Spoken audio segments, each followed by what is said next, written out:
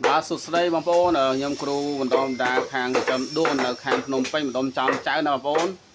នេះយើងធ្វើកាន់តែច្រើនទៅបងប្អូននេះដូនដែលយើងកាប់ធ្វើប្រចាំថ្ងៃបងប្អូនណារៀង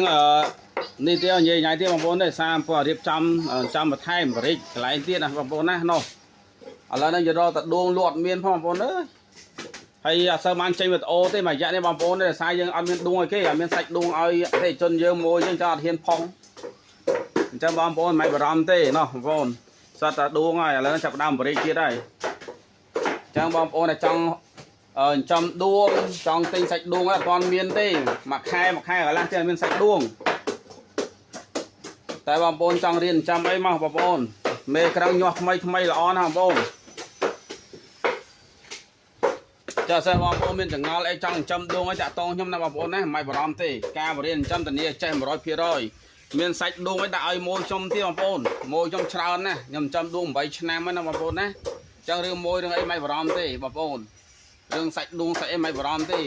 សូម្បីខ្ញុំម្ចាស់កសិកម្មប៉ុណ្ណានេះរកដួងអត់មាន2គីឡូគេអត់មានផងហ្នឹងចឹងបងប្អូនភ័យអីបងប្អូនមិនបារម្ភទេចាំបើសិនបងប្អូនមានចង្អល់អីអាចឆាតនៅក្នុង Telegram ហ្នឹងក៏បាន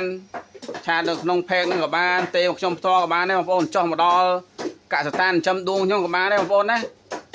ចឹងមិនបារម្ភទេរឿងទីផ្សារអីឥឡូវហ្នឹងរកតែដួងលក់ឲ្យអតិថិជនអត់មានផងអូខេ